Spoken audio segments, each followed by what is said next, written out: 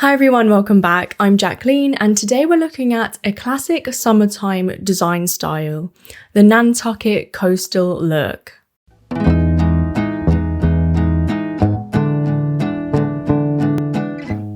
Hi guys, I hope you're all doing well. Today's design guide centers on coastal design, perfect for the summer in my opinion, the Nantucket design style. Especially now that it's finally summer. I say that whilst it's raining outside the window in Scotland, but hey. And I myself live in a coastal community, and I know that the 4th of July weekend just passed for you guys in the US as well. So you guys correct me if I'm wrong, but I heard that a lot of you go away to lake houses or coastal areas in New England to celebrate the 4th of July. Places like Nantucket. But I digress. Summer to me is all about being by the beach, being by water, soaking up the sun, and as we drift into the summer season, it makes sense to talk about this style now. I've also just started watching The Summer I Turned Pretty, and believe me, I know I'm about 2 years late to that party, but nonetheless, I'm really enjoying the interiors in the show, and it's needless to say, this kind of style has been on my mind recently. And of course, if you're new to the channel, welcome. We talk about interior design, home decor, graphic design, and even art. So if any of those things interest you, feel free to stick around. So what is it? Or rather, I should say, where is it? If you live in the US, you'll almost certainly have heard of the coastal areas in New England. But if you haven't, let me break it down for you in my European perspective. As far as I can understand, the East Coast of the US has lots of coastal vacation destinations. The Outer Banks in North Carolina, obviously the Hamptons in New York, Rhode Island, and various places in Massachusetts. And there are many others of course, but you guys let me know. Going back to Massachusetts, there are 3 main destinations that stick out to me: Cape Cod, Nantucket, and Martha's Vineyard. Cape Cod being the biggest area, known for its expansive beaches and summer activities. Martha's Vineyard, a small island known for its celebrity retreats, cultural scene, and iconic lighthouses. And of course, Jaws was filmed there. And lastly, Nantucket, once a historic whaling centre, it's known for its cobblestone streets, well-preserved 19th century architecture, and quaint, charming shops. If you've seen images like this floating around on Instagram, there's about a 70% chance that they've been photographed on Nantucket. And it's a popular summer destination due to that picturesque charm, combining history with natural beauty. The island's famous cobblestone streets are lined with grey shingled cottages, each adorned with window boxes of blooming hydrangeas and roses. Sea salt fills the air whilst sparkling blue waters invite relaxation. The atmosphere within the town is lively yet relaxed, with boutique shops, art galleries, and seafood restaurants buzzing with activity. For me, this look is all about creating a sophisticated and timeless coastal interior with hints of thrifted items and sentimental pieces for a true old world feel. An interior that embodies Nantucket or New England style typically features a blend of traditional, coastal, and rustic elements that reflect the region's history and maritime heritage. I think for me personally, because I live near the beach now, I also tend to romanticize coastal summers. In particular, that New England summer aesthetic, because it's very similar to the beaches we have here in Scotland, unlike say something tropical like Florida or California. We align a lot more with the East Coast summer here in the UK. Quintessential Cape Cod homes can be found right from the top of the coast in Maine, along the coast in Massachusetts to Rhode Island, on Nantucket obviously and Martha's Vineyard, in Connecticut, in the Hamptons, on Long Island, and even on the Jersey Shore. What do we mean when we're talking about Cape Cod homes though? Well, what we're really referring to mainly is the facade of the house, which is almost always constructed using these shakes, in turn creating the iconic shingle-style house.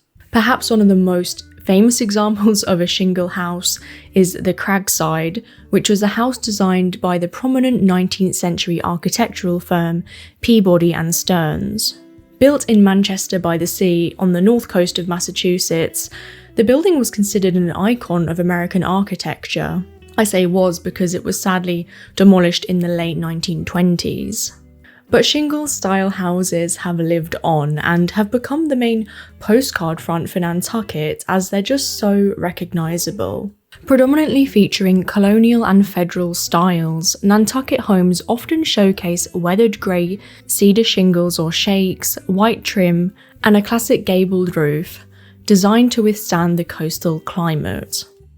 However, over time, newer builds featured other add-ons within the colonial revival like dormer windows, a gambrel roof, and other unusual features like round lighthouse towers. As you can expect, based off of the exterior, the interior architecture of Nantucket homes boasts a charming blend of coastal simplicity and rustic elegance, and usually the island is brought indoors.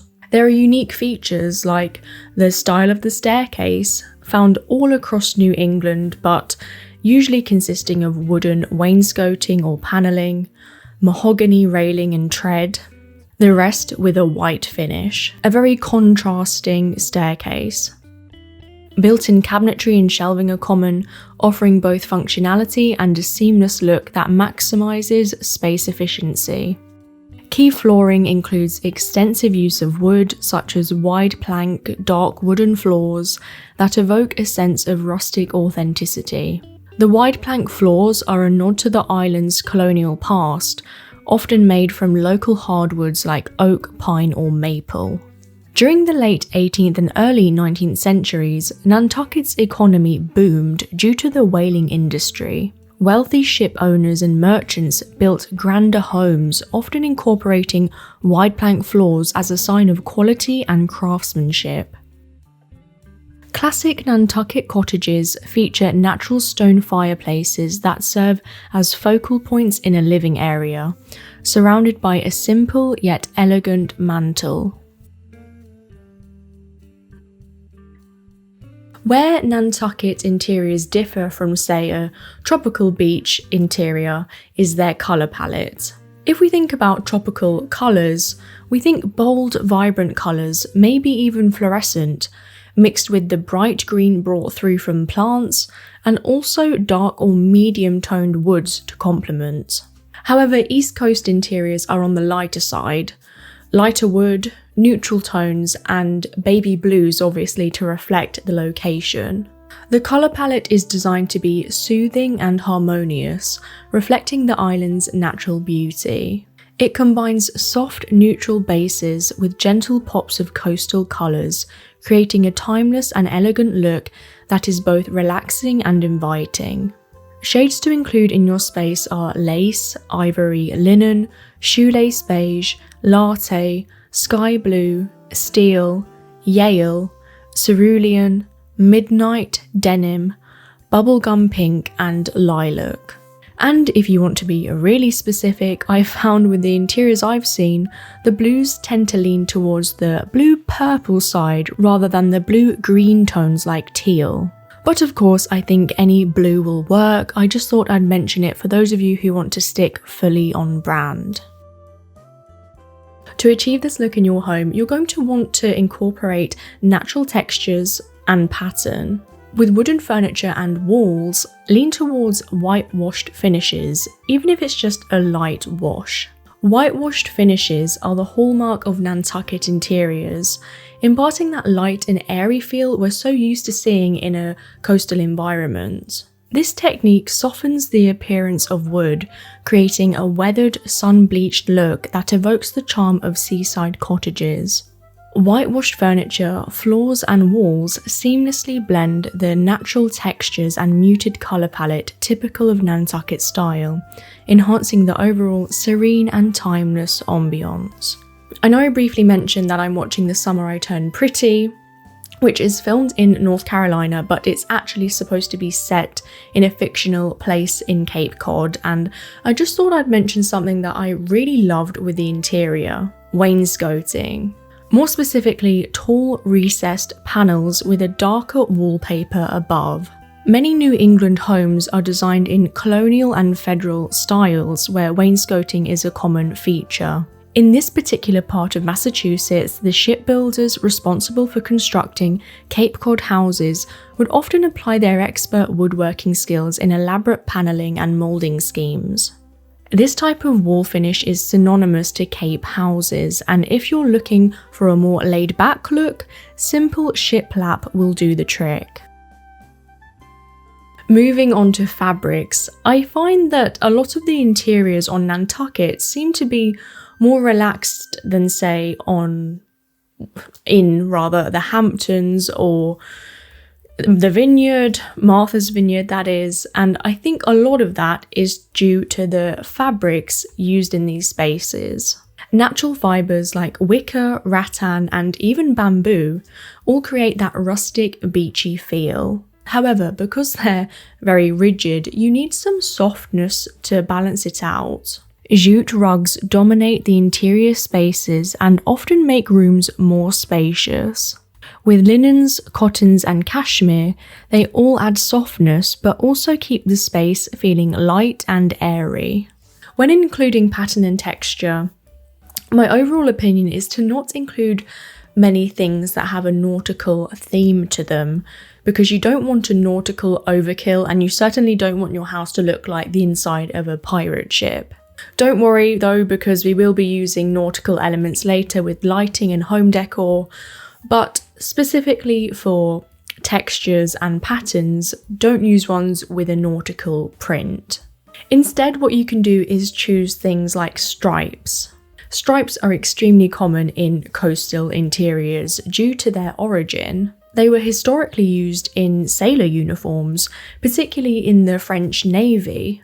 The Breton striped shirt, known as the marinière, was introduced as part of the naval uniform in 1858, and apparently, sailors used to say that the stripes made it easier to see men who had fallen into the sea. Some types usually spotted in these interiors are pinstripes, candy stripe, and awning stripes.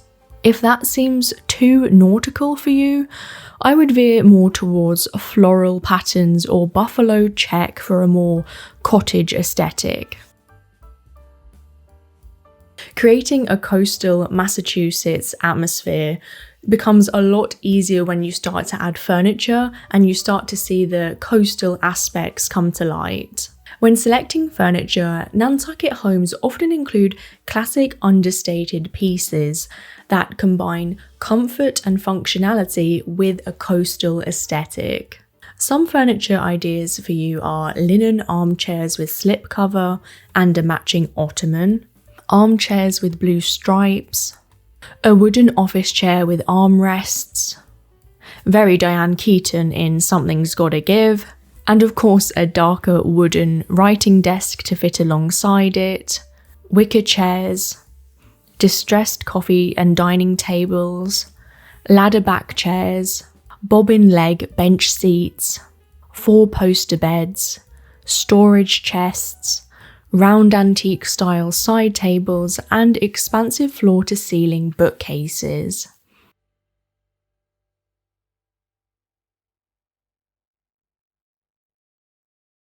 Something that solidifies the Nantucket or coastal design style is the type of kitchen. I always picture something like in Something's Gotta Give, a very polished, bright and spacious kitchen. Which is also really trendy right now, the Nancy Meyers aesthetic, which is making its rounds on Pinterest. If you don't know, I don't know why you don't know, but if you don't know, Nancy Meyers is renowned for directing films like The Holiday, The Parent Trap, Something's Gotta Give, It's Complicated, and she also wrote Father of the Bride. And you don't need me to tell you how dreamy the interiors are in those movies. And over time, Meyers, alongside her production designer John Hupman and set decorator Beth Rubino, they've kind of created this hallmark of the effortless, classic coastal look. Nantucket kitchens are known for their bright, airy and timeless coastal aesthetic. More importantly, elements to actually achieve that Nancy Meyers type kitchen are crisp white painted doors, a Viking stove or range, of course a kitchen island. It would not be a Nancy Meyers kitchen without a kitchen island, white wicker bar stools, or for a bolder look, periwinkle chairs, a farmhouse sink, kitchen cabinets with glass doors and curved mullions, splatterware, silverware with a nautical theme, painted antique plates, and of course, fresh flower arrangements. Lighting for Nantucket and Cape Cod style interiors should emphasise the coastal ambiance the style is known for. Pendant lights with wicker or rattan shades work wonderfully over kitchen islands or dining tables, adding texture and a touch of beachside charm. My personal favourite for over kitchen islands are these glass ball pendant lights, especially if there are clean white tone kitchen cabinets in the background. These tend to really stand out, dip into the coastal colour palette I already mentioned, and they also kind of look like bubbles, which I appreciate. Any nautical lighting will automatically enhance the theme, and even if it's not a particularly coastal or plain interior, simply adding a nautical light would be just right. For example, nautical sconces, nothing overboard, if you pardon the pun. Home decor accessories capture the island's coastal elegance and will showcase the most nautical motifs found in the home. I told you there would be more nautical things. Accessories like brass ship lamps, vintage compasses, model sailboats, and framed antique maps add a touch of maritime history. Driftwood frames, shells, and coral provide unique organic touches that reflect the natural beauty of the island. Woven or mother-of-pearl finished mirrors tie into the effortless, beachy aesthetic we're trying to create. Glassware and ceramics in ocean-inspired colours and patterns can be found throughout, adding subtle sophistication, such as ginger jars or a glass cloche. Sea-scented candles instantly transport the homeowner to a tranquil seaside location that smells of seaweed, salt, citrus, herbs, and flowers.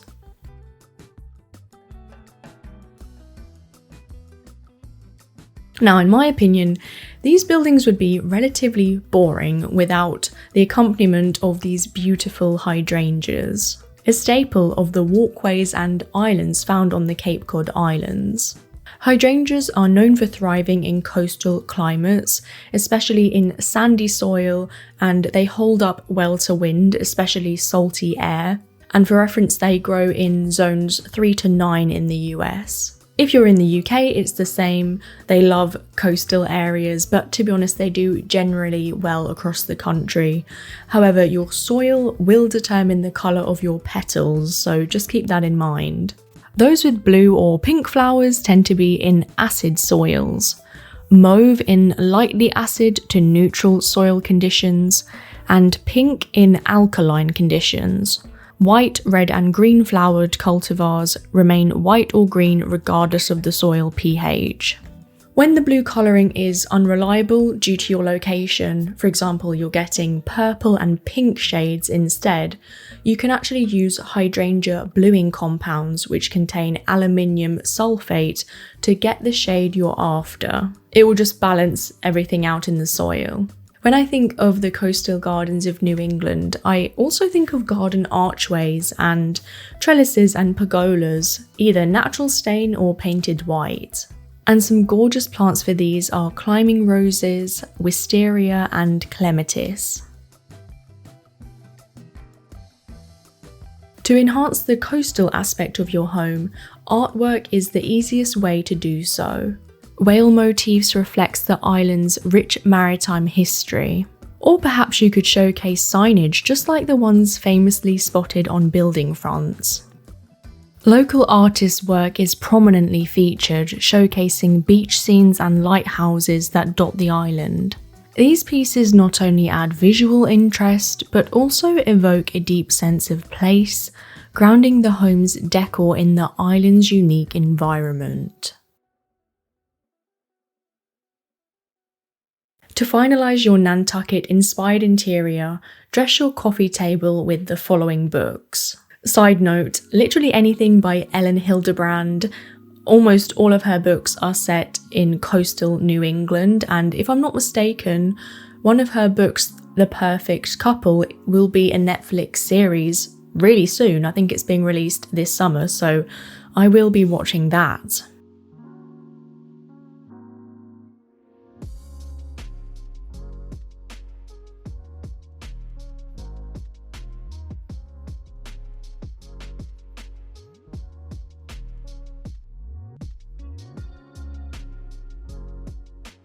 If you're based in the US, let me know the differences between Nantucket, Cape Cod, and Martha's Vineyard interiors, or are they all just much of a muchness? Let me know down below.